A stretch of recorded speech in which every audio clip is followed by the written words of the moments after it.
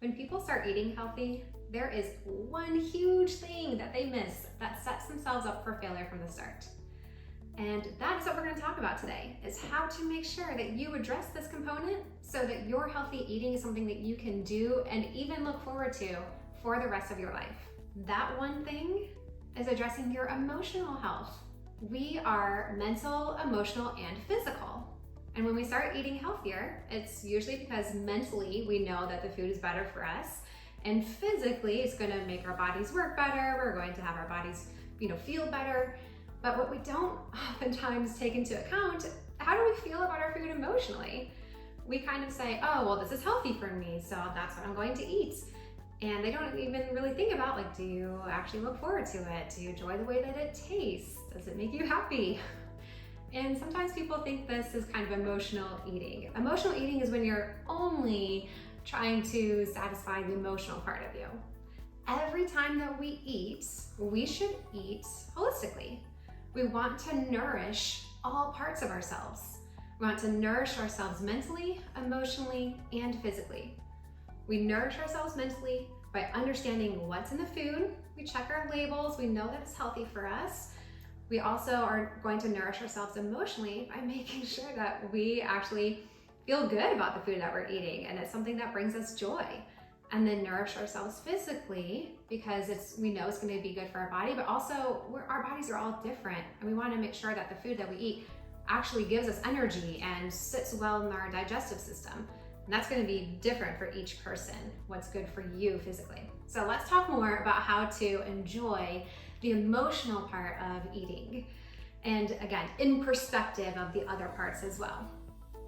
My favorite way is with what I call flavor enhancers, because I don't like to spend much time in the kitchen. I'm just that weird nutritionist who wants to be in the research all the time and not in the kitchen. So my meals are pretty basic. It's kind of the same stuff that I rotate between, which makes meal planning and prepping pretty easy, but I need some diversity. I will definitely get sick of my food if it's not like an adventure and something for me to look forward to. So I have these nice little easy flavor enhancers or toppings, things that you can just add to a simple meal. And I'm gonna break it down by things that you would add to kind of more sweet meals and then things that you would add more to savory meals. How do you make your meals that are a little bit more on the sweet side even more fun and interesting? Let me give you some examples first of what type of meals I'm talking about. When clients come to our practice, they are given a food guide or like a meal plan. And it has usually where one meal of the day is a little more of a sweeter meal, and it's just something that's really quick and easy to prep. We call it a meal replacement.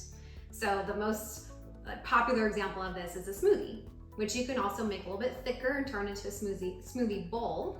But then there's also chia pudding, dairy-free yogurt parfait, oatmeal, paleo porridge, and we even have some recipes for like protein pancakes and waffles. It doesn't matter if that's breakfast, lunch, or dinner, you can eat that kind of meal replacement any time of day. So this is the kind of stuff that you can do to make those meal replacements more enjoyable. I'm gonna start on one end and go to the other. You can see that I actually have 3 variations of chocolate here. If you can't tell, I like my chocolate, and it's very just emotionally satisfying.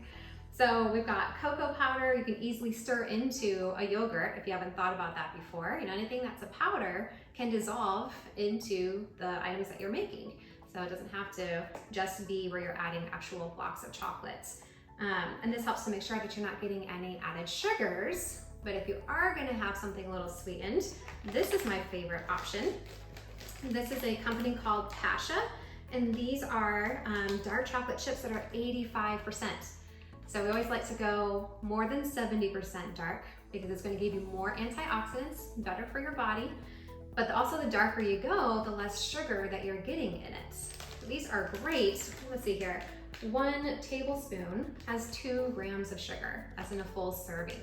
That's a nice little thing to add to your meals. Get some chocolate chips in there.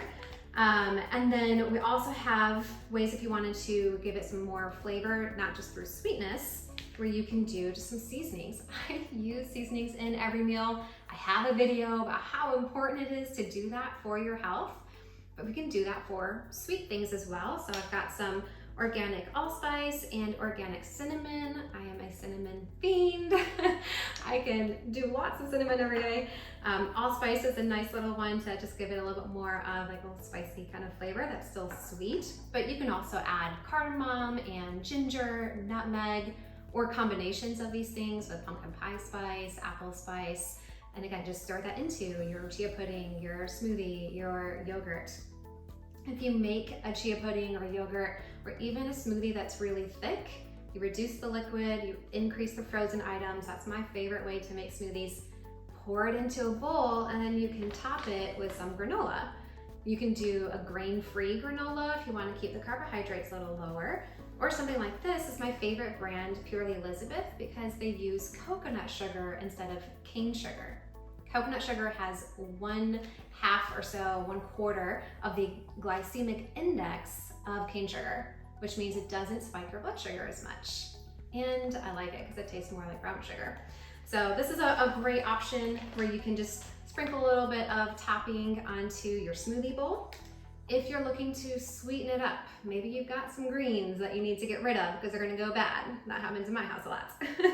And so you're like, ooh, this is gonna get a little bit too bitter for me with the greens. You can add some stevia. So these are organic stevia drops from Sweet Leaf, which is my favorite brand, because I've done the research on it and I know that they process their stevia in healthy ways. I've got like a vanilla one and a toffee one, which kind of just tastes like caramel. And so I can add that, especially if I'm trying to make something that's a little bit more desserty. I have a strong sweet tooth. Can you tell? Kind of started with the sweet stuff. And so if I have been eating some sweet things, maybe we've had a celebration and now I'm like, ooh, I got that sugar craving going again. These are so helpful because then I'll just add them to my chia pudding or my smoothie. And now I have something that doesn't feel like I'm back on my diet, you know, where I just ate some really delicious sweet things, but now I have to go back to kind of normal. This is like a nice transition for my taste buds to like readjust to the natural sweetness that's in fruit. But not everyone really enjoys stevia. There is a little bit of a bitter aftertaste that some people can taste more than others. And that's one of the reasons why I like Sweet Leaf, is because they really tried to remove that bitter aftertaste, but I've still had a few clients tell me that they can taste it. So for you, I've got monk fruits. This is also from Sweet Leaf. It's also organic. And monk fruit is just like stevia in that it's a plant that provides non-caloric sweet taste that doesn't impact your blood sugar or your insulin. These are really handy too because you can just squeeze them into your water or meal at someone's house or at a restaurant, and very easy to use on the go. And there's none of that somewhat bitter aftertaste. Or you can add some vanilla sweetness the old-fashioned way with plain vanilla extract. Remember, you don't have to bake it. You can just put it into your smoothie or your yogurt to give it a little bit more of that flavor and that sweetness. If you're looking for more of the texture, you know, sometimes I do not like to just drink my meal or have it be liquidy. It just feels like I haven't fully had a meal and I don't feel satisfied, even though I know I've got all the nutrients I need and all the calories I need. Again, there's this emotional component of us, and if that emotional side of you says, I need to chomp, I need to chew, I don't feel as satisfied with my meal being more liquidy, then add some things to it to meet that need. So we've got shredded coconut flakes. This is Bob's Red Mill. I really like the texture of this one, and it provides a nice kind of mealiness and chewiness to what you're eating. Or if you're looking for more of the crunchy, this is Cacao Nibs. Cacao nibs are actually dehydrated whole cocoa bean, just chopped up. It is the least processed way to get in chocolate, and it's really crunchy. If you want to have a little bit of that crunch when you're on your meal, even if it is a sweeter meal that's a little bit more on the liquidy side, this is a great option. And you can have it all the time because it's unprocessed, there's no added sugar. And then my last option is puffed rice or puffed millet, or just a puffed grain that's gluten-free. And it's one ingredient, it's a whole food, it hasn't been processed into a flour.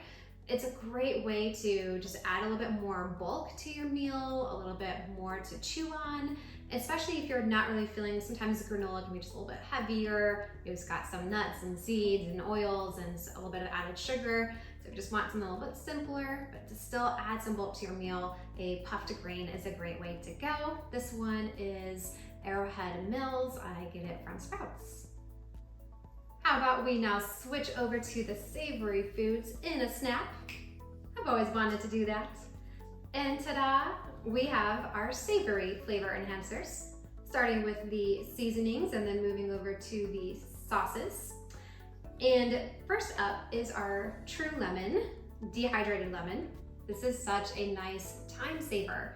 Like I mentioned before, I don't like to be in the kitchen very long, and I am not always having all my fresh ingredients on hand. So this is a great way to add some lemon to your tea, to your drink. I like to add it to smoothies with strawberries and make a strawberry lemon smoothie. But of course you can use it for your savory stuff as well. For your guacamole, if you're gonna make like a little sauce for your fish, you wanna add it to some mayonnaise.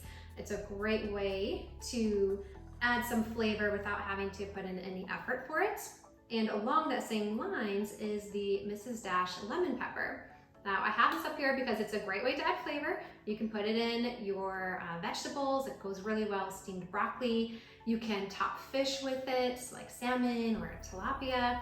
But also I have it here because you're gonna find that most lemon pepper seasoning mixes at the grocery store are gonna have these added ingredients like maltodextrin and food starches and possibly some wheat and some corn that are just not great for you, that you don't need when you get a seasoning. So I like this one because it doesn't have some of those flavor or kind of like bulking agents that are just additives. And this is, you know, salt-free, but salt's okay. It's just because of the brands that I have that. And then we have the Parmesan, which is basically a plant-based Parmesan using nuts and seeds and nutritional yeast. I love this stuff. The brand is Goatbulls. You can get it right from their website. I get it from Vitacost, but it's just a really nice way to add a ton of flavor. You know, this one says on here herbs and spice, so it's got actually herbs in it, but it also gives it that cheesiness and it gives it a great texture. It's just all the things in one. You can use this on your salads. You can put it on your pasta. I will love to add it to a gluten-free pizza. I don't do dairy, so I don't put the cheese on there, but I want it to kind of have that cheesiness. And so then I'll sprinkle this on it once I get the pizza. And then you can also, of course, add it to soups and casseroles, pretty much anything. And then for seasonings, these are just two of some of our favorite mixes. You can, of course, you get like an Italian seasoning mix, a Cajun seasoning mix. Just check the ingredients. But again, just an easy way to make one meal with the same meat and veggies in there. Totally different experience and something to look forward to. One of my all-time favorites is this chili lime seasoning because it's so flavorful. It's kind of got the same thing here, but it's just dehydrated lime that's in there. And you can add it to, of course, like your Tex-Mex. I'm here in Texas, and so you're gonna see a lot of Mexican flavoring themes here in our meal. But you can also add it to snacks. So I like to, like pistachios or like kale chips, other little healthy snacks. I oftentimes will get them unflavored because the flavored versions will just have added sugars and ingredients I don't want. And I'll use this as my own way to make it really flavorful and know that I'm getting good healthy ingredients in it. Next up, we have the Everything Bagel Sesame Seasoning. Makes everything so flavorful. This one will really power the meal that you're eating, so make sure you're not trying to go for other flavors in it because this will overpower everything. The last part of the seasoning, kind of our transition into the sauces, is avocado. On its own, it will make your meal more creamy, a little bit more flavorful, but it also forms a great base for creating a sauce or a dressing. You can just simply mash it up and put it on gluten-free bread or a rice cake and create a yummy toast. You can, of course, mash it up and turn it into guacamole. An easy way I do that is with some salsa and some of this. You don't have to chop or prepare anything, and you have essentially homemade guacamole. But you can also turn this into like a mayonnaise replacement. Just mash it up and then mix it with some canned fish, apple cider vinegar, some mustard, and you kind of have a nice mayonnaise replacement. I had that for dinner last night. You can also turn it into a creamy dressing. You know how mayonnaise will be like a base for a lot of different creamy dressings? You can do this instead. You can blend it with some chipotle peppers, smoked paprika, and create a nice smoky sauce for your Tex-Mex. You can also just blend it with mustard and apple cider vinegar, onion powder, garlic powder, and dill for more of a ranch-based one. It's kind of endless options here for it to be a creamy base for any type of sauce that you want to make. Going into the sauces that are more of the homemade type, I have here Tahini. I like this brand. It's a little bit less of the, you can get a little bit of bitterness in sesame seed. And Tahini is wonderful for, because it's sesame, for stir fry or any type of Asian themed meal. I like to combine it with coconut aminos, which adds a little bit of sweetness to the slightly bittery taste of the sesame. And you can create some really yummy sauces that way and put that on your stir fry and just make it feel like it's a, indulgent restaurant meal. But tahini is great too as a base for dressings, like I was mentioning with the avocado. You can use these interchangeably with your canned fish to create like a tuna salad, or to just mix with some seasonings and turn it into a nice dressing. You can also mix it with a little bit of lemon or lime, or like I mentioned with the coconut aminos for the sweetness. You can even mix it with a little bit of maple syrup or honey and just kind of create like a sweet and salty dressing. And then we've got these sauces. We've got our rounding out our Tex-Mex here with the Siete brand. Siete is wonderful for allergen-free diets.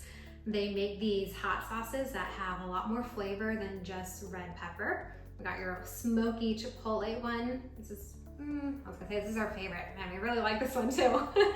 This is the habanero one, and it has a little bit of a sweetness and creaminess to it. This is your smoky one. So good, so easy, lots of variety, really simple ingredients. They're a great brand. They also make a cashew-based queso that's to die for. And I've had people try it and they're like, if I wasn't really paying attention, I don't know that I would have known I was not eating cheese. Moving on to dressing options, we've got Primal Kitchens, which is a wonderful brand. They use mostly organic. They base their dressings, sauces, and mayonnaise in avocado oil, which is so much healthier than the oils you're gonna find at the grocery store. We wanna aim for olive oil or avocado oil as our base. And that's what Primal Kitchens does. They make these dressings. They also make marinades, which you can use as a dressing. So this is our sesame ginger one, again, for just a little more different flavor than what you would normally have from a dressing to make it more interesting and fun. And then this one is so good, this buffalo sauce. You can use it as a dressing, but we will also just like dip our chicken and vegetables into it. You can put it on a turkey burger or a regular burger, and it just adds so much flavor. And it's made out of cashew butter. It is it's even egg-free, it's dairy-free, so it's gonna fit most people's diet options and be filled with flavor. Last up, we have finally our balsamic vinegar. Another great way to explosively add flavor to what you're making.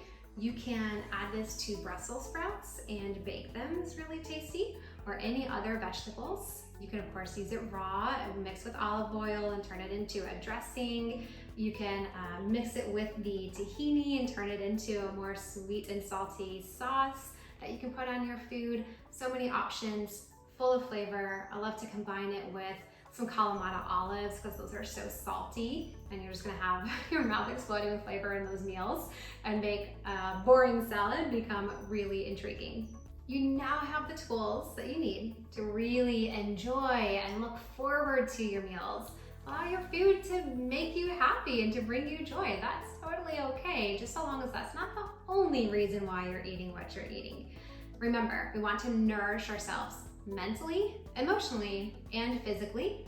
Making your food more flavorful, more diverse will definitely help you to feel more emotionally satisfied by it.